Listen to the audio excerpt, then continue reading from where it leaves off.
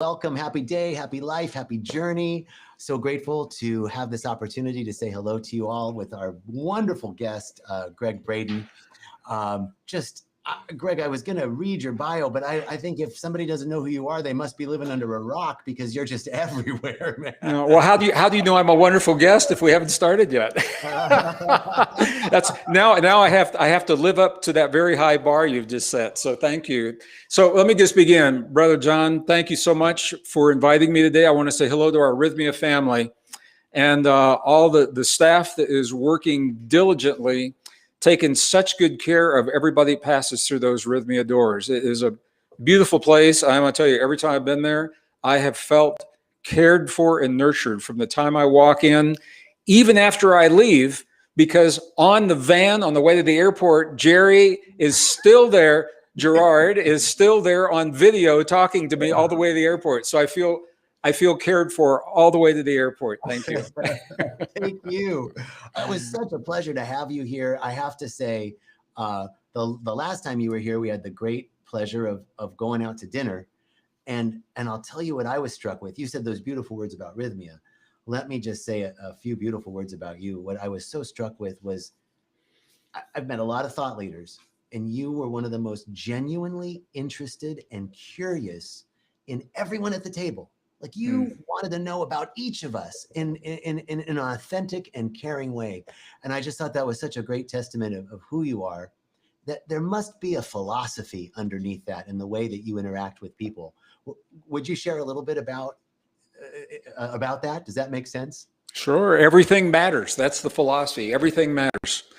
All lives matter. All lives at that dinner table mattered. And when we come together for a week program, which is what I was invited to participate in Rythmia, for me, it's a promise. And it's a two-way promise. People from all over the world promise to be there. They promise to be there with an open mind, an open heart, because they want to know themselves in the presence of a different state of being. My promise is to be fully present, fully focused, fully aware, not distracted, to be at the best health possible.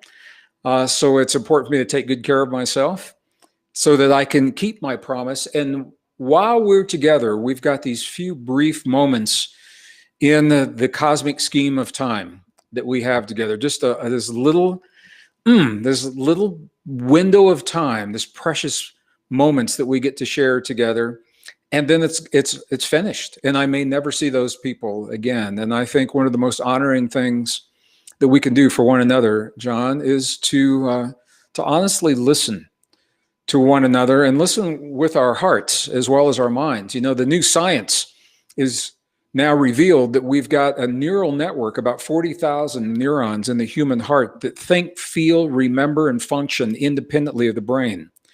And what the science also shows is typically in a conversation, when we're with another person, rather than listening to that person, we are formulating in our ego and in our psyche our response to what it is they're saying without really honoring and absorbing the intent of what is being shared with us. So all of that comes to play, hopefully transparently at the dinner table. I just wanted to check everybody out and see why they're doing what they're doing and where they come from and where it all fits together. So thank you for recognizing that. That means a lot.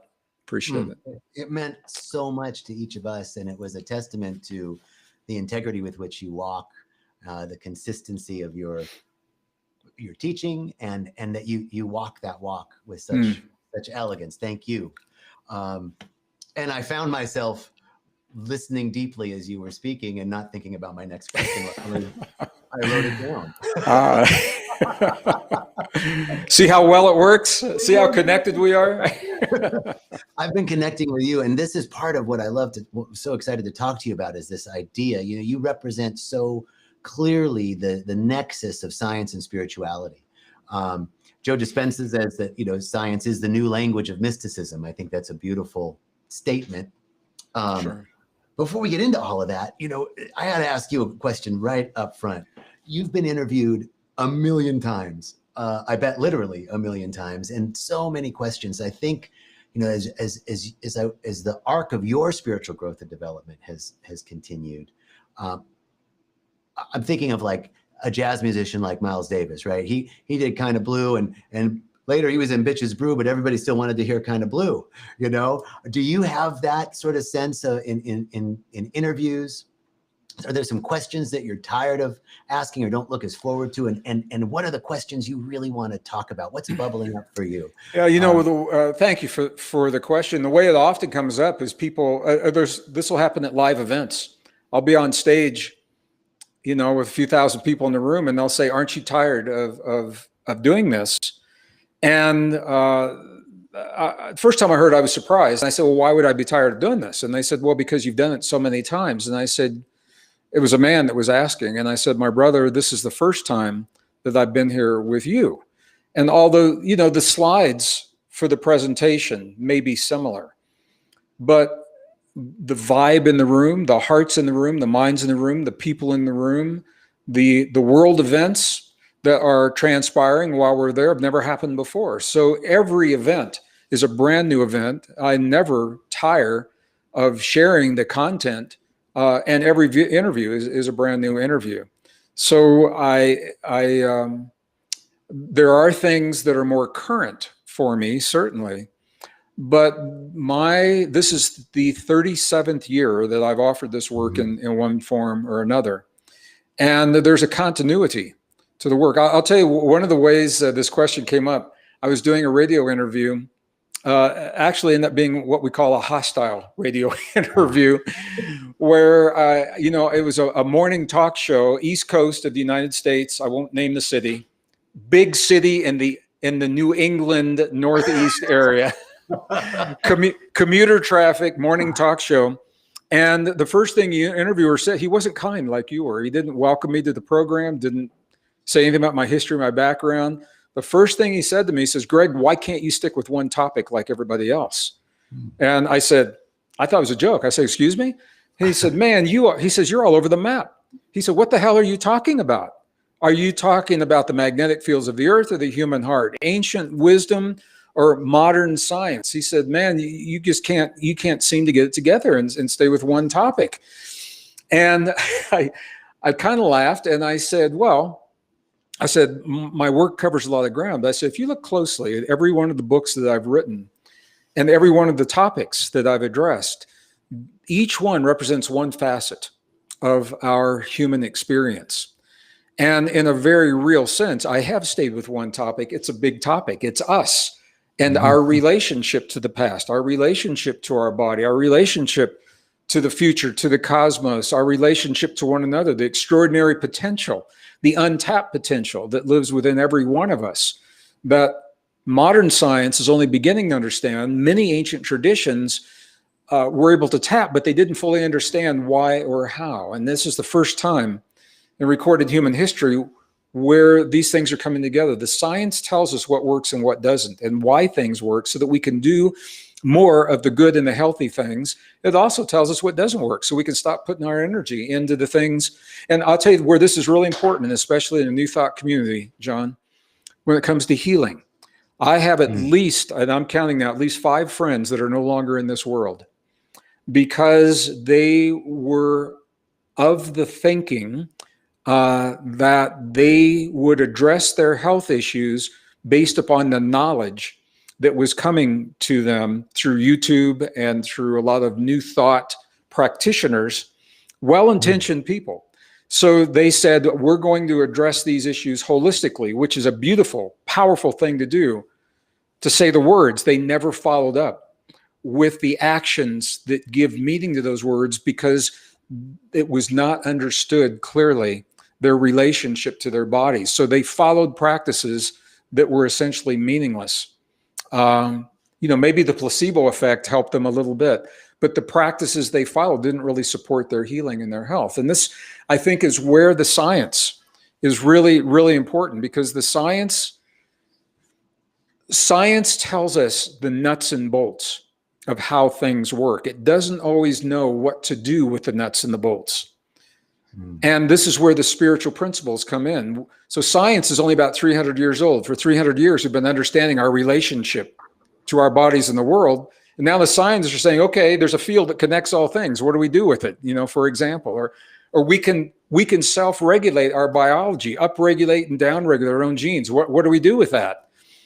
5,000 years of human experience has told us what to do with it and how to apply it, but they didn't have to prove it, and they don't fully understand. My indigenous friends don't fully understand the mechanism. They just say, you know, if you breathe this way and you focus this way, this is what's going to happen. So we are the generation where these two come together in a very beautiful way and give us an evolutionary edge to transcend and thrive, not just survive, but thrive the uncharted waters that have come to our doorstep in a way that we've never seen. We've never seen in 5,000 years of human history, the rate and the speed of change that we're being asked to embrace right now. And we're wired to do so in a healthy way if we can embrace the deep truth of the soft technology that is us.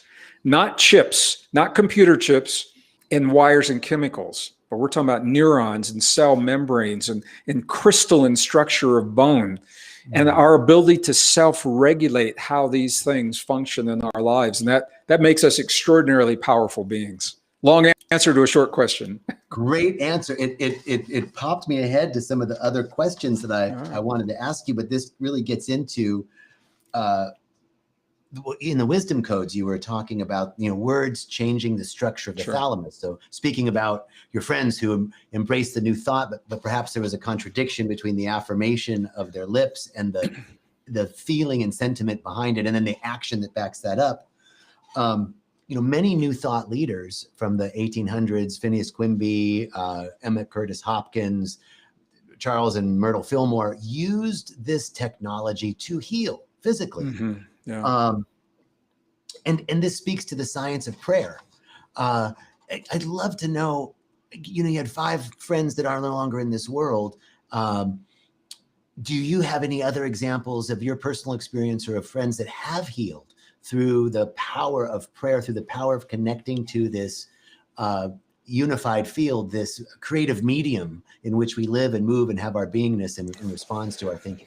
Sure. I think we do it all the time. We do it every day. I think we're all examples of that. What we're beginning to understand. So first, I'm just going to say, as a scientist, I am a degreed earth scientist, strong background in life sciences, molecular biology, molecular chemistry, vertebrate and invertebrate paleontology, math, physics, and computer science. And I say that because it is that diverse background that helps me to stay current with the new discoveries. I can flip through the reports. I've learned to read them pretty quickly, these technical reports and obscure journals. The science is very clear about who we are. And one of the most profound discoveries, you know, we've all metaphysically and spiritually, we've said, we are one, we are connected. And it was only in the last few years that modern science has confirmed there is, in fact, a field that underlies all of creation. But here's what happens. When I go to a scientific conference, often those very scientists who say that field's there, here's what they do with their hands. There's a field out there that connects all things, separating us from the field. Yes. Yes. And here is the fundamental essence of why that's so important. In this very instant, right now, every nanosecond of our lives, the atoms that form the molecules and the proteins of our body, they are constantly emerging and collapsing into that field. It's not that the field is out there. We are the field. We are wrinkles. In the field, we're disturbances in this field, to quote Star Wars. We are literally disturbances in the field. The quality of our disturbance is determined by our level of awareness and our consciousness. And the beauty of this information, these atoms, information atoms, emerging and collapsing, is that whatever is present in one instant of time doesn't mean it has to be there in the next instant. Because there's a moment between the emergence and the collapsing, a brief nano fraction of a moment where neither exists, And our new thinking, our new feeling then informs the way, the expression of the next pulse of those atoms. And this is what gives us our potential, the extraordinary potential no other form of life in our world is known to have. I'm sure in the cosmos, many other forms of life, but on this planet, no other form of life can consciously access the ability to transcend the circumstances of the moment so that we're not defined by our past. And I am a living example of that. Many people know, I don't like to dwell on it, and it's not a focus, but when people ask me, I'm okay to talk about it. I come from a very dysfunctional, abusive, alcoholic family. I'm a survivor of childhood trauma. I've learned you always will be, that never goes away. So I will always be a survivor of childhood trauma. And I've learned to transcend, because early in my life, I said, I don't want to be defined by what has happened in my past. Now, I have a younger brother. We are the same parents, exactly the same background. And if he were here with us, you wouldn't know we're brothers. We're like night and day. We look different, we think different, we sound different, and we've approached life from a very different perspective. But we had the same tools to begin with. I was blessed early in life. I recognized what I called back in the 60s, a strong soul compass. And that strong soul compass helped me to navigate my life in the 1950s and the 1960s, very turbulent times, by allowing me to think for myself and not be influenced by peer pressure or shaming, which is exactly what's happening today. Peer pressure and shaming is being used to social engineer entire societies. And it's only possible because individuals have forgotten. It's not that it's not there. They've just forgotten that they have a soul compass. And when we tap into the deep truth of our soul compass, then all of those other things become noise. They become distractions. They don't become the guiding principles in our lives. And I think this is important for all of us. So that healing, the fact that we literally can renew ourselves. When I really began to grok that, I mean, you hear it. I go to a conference and, a couple thousand people in the room, and I say that, and they're taking notes. I can rebuild myself. Okay. They can write the words, but what does that really mean? I mean, when you really get it, it means no matter what has happened or what our circumstances are, they are malleable. They are soft. It's not set in stone. And that is the beauty of choice in our lives. And it's the beauty of coming to Rythmia, because in Rythmia, my experience of Rythmia is everyone learns differently. And that's the beauty. We are all different people. We don't learn at the same rate. Partners, husbands and wives, spouses typically don't learn at exactly the same rate. One will be the searcher, and the other will either opt to explore what their partner's found, or they'll move in another direction. And we're like that as communities, as families, as nations. And at Rythmia, there are many ways to open the doors to thinking of ourselves differently and seeing ourselves differently, even if it's just for the few days that we're at Rythmia. And then you see where that goes. But I'll tell you, I've been with groups of people. I'll just tell you, I was at a workshop not long ago. People sign up, they cancel, they postpone. And when all was said and done, it was all male workshop. And I asked the men on the first day, why are you here? And most of them said, because my wife made me come. My wife signed me up. And what they said to me was very telling. They said, this stuff you're talking about, we'll do it in this room, but we're never going to do it outside this hotel. We'll never do this again. And I said, that's fine. And here's why I said that. Because once you open the door to that new perception of yourself, it is very, very difficult to go back, because you cannot unknow what you now know. You cannot unchange. It takes a lot of work to go back and discount everything that you've just discovered about yourself. So I said, that's cool. That's cool, dude. I said, I'll tell you what he said. He goes, I'm not going to hug another man. And I said, well, you can hug a man in here. And I'll tell you what, by the end of this was the huggiest bunch of guys. And And it was a beautiful example, because once they open the door to the new possibilities, it shifts your perception and your frame of reference so that you cannot look at things the way that you did hours or days before. So once you step into that, it's really hard to go back. Isn't that interesting? It is so interesting. And it's completely consistent. That's a miracle, right? Yeah. A shift in perspective. It is a miracle. And it's so, all the years that the locusts have eaten away shall be given back to us. Nothing in the past changes, but this shift in perspective changes our interpretation of that. And I love what you said, that you can't unsee it. Well, you cannot. And honestly, I mean, you could do it in your living room, but it's easier to do it when you are away from your familiar environment, when you're surrounded by support of people that genuinely care. And the food is awesome at Rythmia. The living organic food it is a powerful way to nourish and nurture your body. And you're surrounded by experts, people who care and support you in to whatever degree you choose to accept that new perception.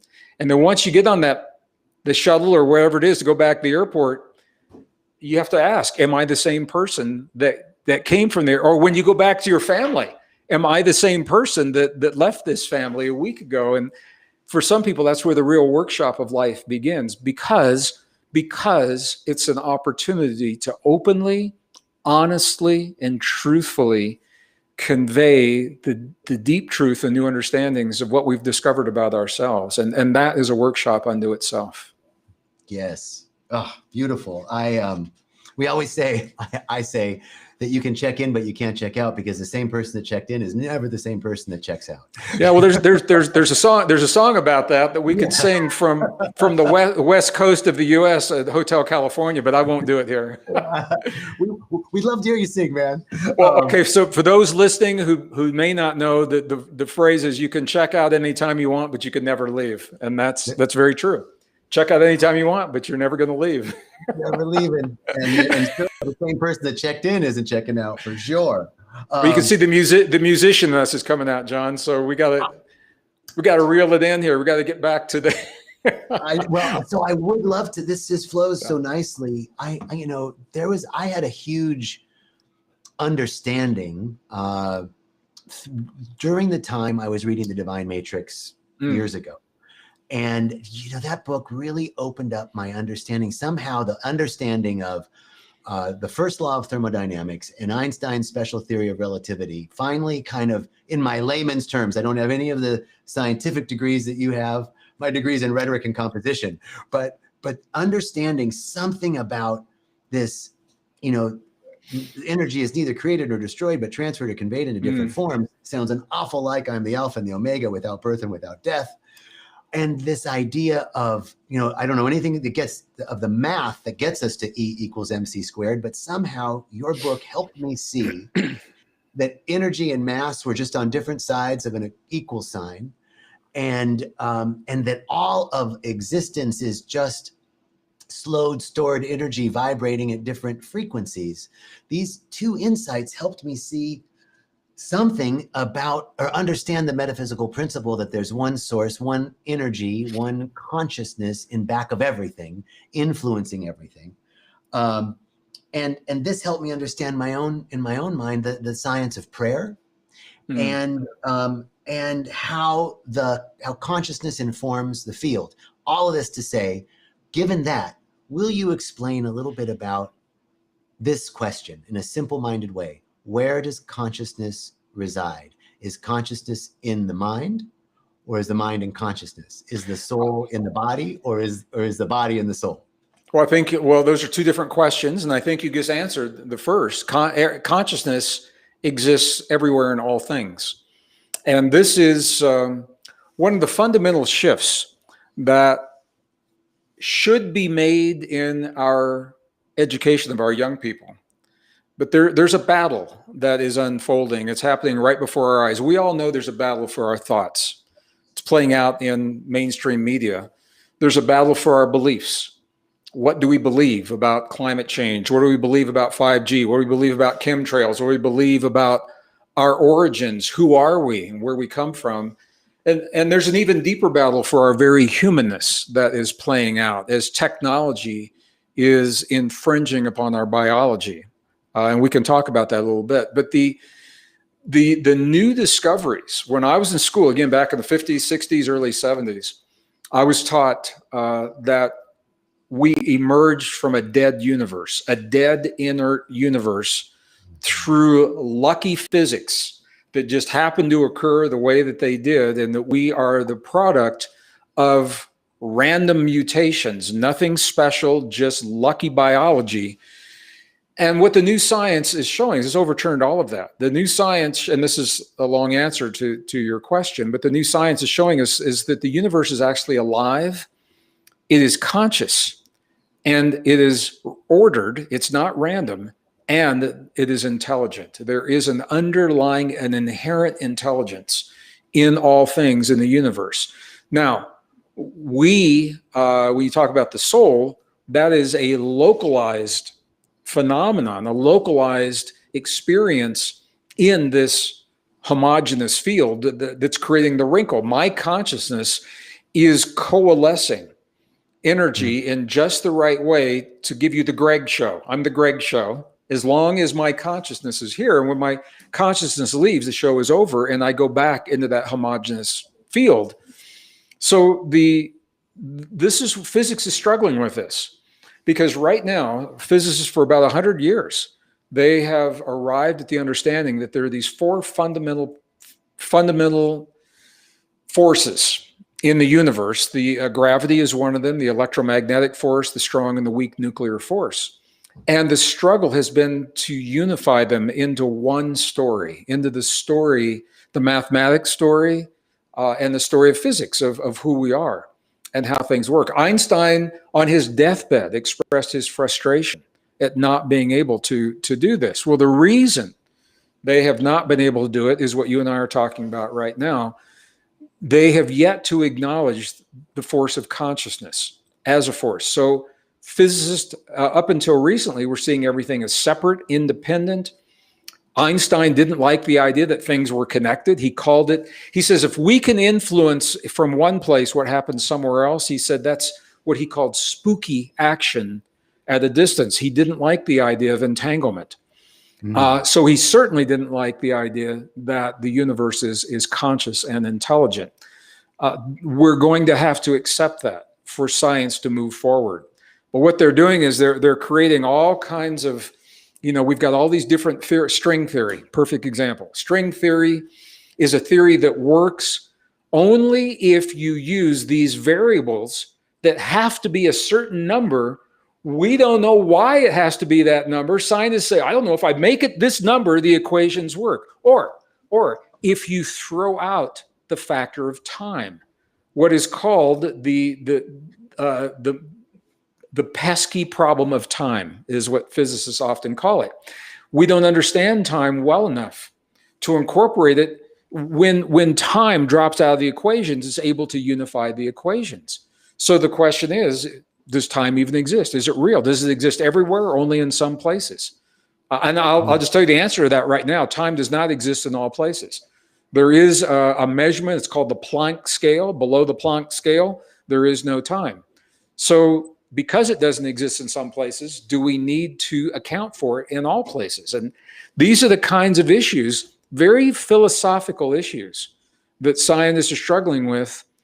And what I want to say is that science is actually simple, and nature is simple until we make it complex with complex language and with symbols that represent nature.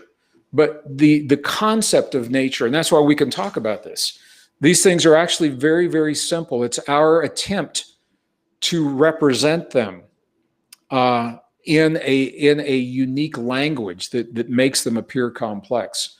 So consciousness, yes, the universe is consciousness. Consciousness is everything, everywhere, at all times. Our unique wrinkle in the field, our soul, that is what gives us our uniqueness, and it is an element of the consciousness. Certainly, our soul is communicating with the consciousness of the field to give us our experience. When our consciousness, when our soul withdraws from this consciousness, then our soul goes back to another place, and the science is beginning to zero in on where they think that place is. And it has opened the door to a very deep understanding that we're probably not here to begin with, which is what the ancient traditions have always said. This is the dream, this is the Maya, this is the illusion that we are projecting from what's called a base reality. That base reality is the home of the soul. And we could spend the rest of our time talking about what that means. And I'm happy to do that. So I want you to know, I've got my phone here. I've got a text. My next interview is a soft interview. It's a pre-record. And we started late, so I'm pushing the time on that. So I don't want you to feel pressured. If we go 10 more minutes, I'm good with that. Oh my, what a gift. What a gift. Thank you. I was conscious of the time, and I wanted I know you are. I saw you looking, and I just want to honor our audience. I want to honor you. We had a little tech glitch at the very beginning. So we've got about 11 or 12 more minutes here. Thank you. Thank you. You can do a lot in 11 or 12 minutes. We sure can. I'd love to follow up on this idea of the soul as a wrinkle in consciousness. Really just to share, I've been coming to think about this. I'd love to hear how this relates to what you just said, right? I'm thinking of this as a spectrum, right? Like there's visible red, right? And then there's infrared, and there's a whole range of non-visible red, but it's all red. Yeah. And this idea of consciousness, that we reside in this field of consciousness, and that yet we are it. It's everything we are. We're a part of it. And that we are the form of that formless consciousness, as you said, consciousness coalescing, so that there's this connection. I'm connected to the field as an extension of it, a unique iteration of it, and yet at the same time connected to the wholeness of it. Am I thinking about this in the right way? And is that what you were speaking to? Well, the answer is yes. And there are many ways to approach this. That is a mystical, philosophical perspective. And now, if I can, John, with your permission, let me share with you how science is approaching this, because it brings us full circle in everything that we're saying. When I was in school back in the 50s, 60s, early 70s, we certainly didn't know about biology then what we know now. We knew, it was only 1930s and 40s when scientists thought cells were these little sacks of salt water with, maybe some proteins or something in there, and now we know that they're very complex. So I'm just going to begin with an overarching philosophy that opens the door to what I'm going to say. There is an emerging philosophy in scientific circles, and this is a deep one, so I'm going to invite people to think about this, that consciousness informs itself through its creations. So through the things that we make in our world that we think are entertainment or diversion, so the art that we create, the sculptures, the music, the books that we write, that really they are us telling ourselves something about ourselves that we want, that our consciousness is asking us to remember. The movies that we create. I mean, look at the most popular films in Hollywood in the last 20, 30 years, the science fiction films, like The Matrix, for example. Matrix was all about a world that we cannot see, that we're part of, that influences the world we can see. Now, there's a lot of other stuff going on to make it a cool movie. That's a pretty deep concept to put into a film. Avatar. Movie Avatar is informing us about our relationship with the natural world. So if this concept is true, that consciousness informs itself through its creations, what does that mean for technology? Well, think about technology. We have built a worldwide internet that connects all things. Where did that idea come from? We are building chemicals outside of our bodies to enhance our immune response. Where did the idea for those chemicals and that enhancement come from? So here's what science now knows. The average human body has about 50 trillion approximately cells. Every one of those cells has an electrical charge, small, 0.07 volts. And you say, well, that's not very much. And I say, you're right, but do the math. 50 trillion times 0.07 volts, I'll do the math for you. It's about 3.5 trillion volts of electrical potential. And if you're just writing that number down, let me give you context. You know what a 12-volt car battery looks like, or a 12-volt battery for a solar panel, same thing now. It would take 3 billion 12-volt batteries to equal the electrical potential within your body. And I'm pointing to whoever's watching this. But it doesn't stop there, because every one of those cells is also, it functions as a transistor, massaging energy as it goes through the cells, as a resistor, as a capacitor. Every one of the cells in our bodies absorbs photons of light, information. The light is information. We emit photons of light, information. The exterior of the cells have receptors, and we know about them because of COVID. You were seeing those receptors. They can receive chemical messages, but they also receive non-chemical messages, energetic messages coming as light, coming as electromagnetic waves. The DNA is an antenna that receives information. The genes are antenna within the DNA that receive information. Every cell in our body stores and releases the information. And you say, well, Greg, that sounds just like what the machines do around us. Consciousness informs itself through its creations. Through our technological world, I have yet to see anything built in the world around us that does not mimic what we already do in the cells of our body, except we do it better. And we self-regulate thoughts, feelings, emotions, beliefs, breath, and focus. We self-regulate.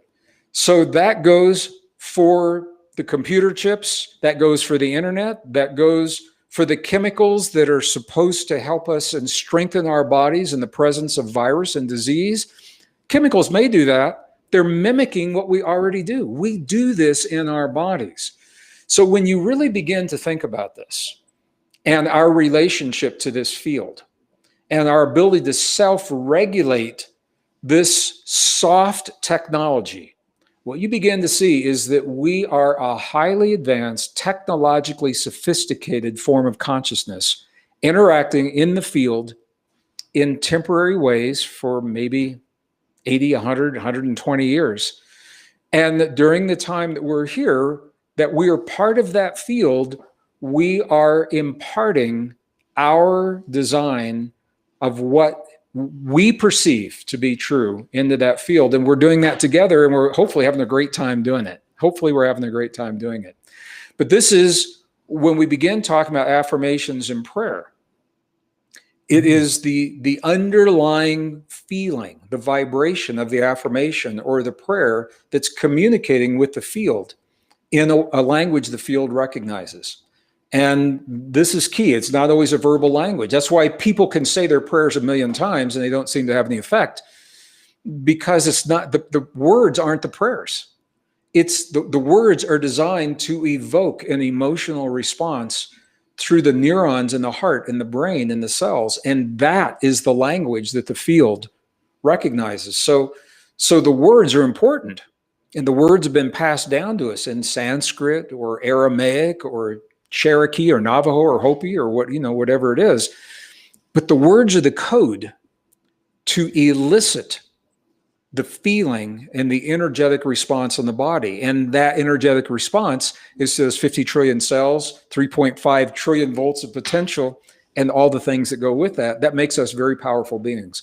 And that's, I know we're getting close to the end, but this is what I want to say. I think the most powerful thing that any of us can do right now, and perhaps the most radical act that any of us could embark upon, is to think for ourselves, to think independently, and to think from the perspective of our extraordinary potential to thrive and to heal, rather than from the fear that is being thrust upon us from others who simply don't understand what we're talking about right now. Because if they did understand it, I think they would come from it from a very different place. So we're living at this time, John. It's really interesting. The world changed. Boy, did it ever. And in the presence of that change, what I'm seeing is two parallel societies are emerging. There is a society that is all in on all things, on the technology, the surveillance, the chemicals, the chips, the wires. And there's another element of our society that is saying, you know what, I can't put my finger on it, but something just doesn't feel right. It's too much. The technology is too much. We need to go back to the basics. We need to go back to the truth of who we are. Something simpler. And what's happening is it's not the future. This is happening right now. It's happening within family units. It's happening. The kids are thinking one way and parents another way. What's happening is we're going to live these parallel lifetimes for a brief period of time. It's not going to take long. And we're going to look at one another and say, who's happier? Who's more fulfilled? Who's healthier? And the answer to that question is going to be what informs us as we move forward. And the only way to do that is to embrace the deep truth of the extraordinary potential that lives within us. And that's what this conversation's been all about. So other than that, not much going on in the world. Yeah. Oh, thank you, Gregg, for the wisdom and beauty and intelligence and love that you bring into the world, and for sharing yourself with us today and the generosity of your time. It's been a great honor, and I look forward to welcoming you back to Rythmia soon and continuing the conversation. I look forward to that as well. I want to thank you for your trust and bring me into your community. I am very far away from a computer screen, so I cannot read what's there, but I'm seeing a lot of comments. So I want to thank everyone, thank our community for sharing a part of your day with us. I'm assuming they're good comments, so thank you for your love and support. And if they're not good comments, thank you for your honesty. All right, and we're all in this together. John, I have another interview. Give my love to everyone I should be giving my love to at Rythmia, my Rythmia family.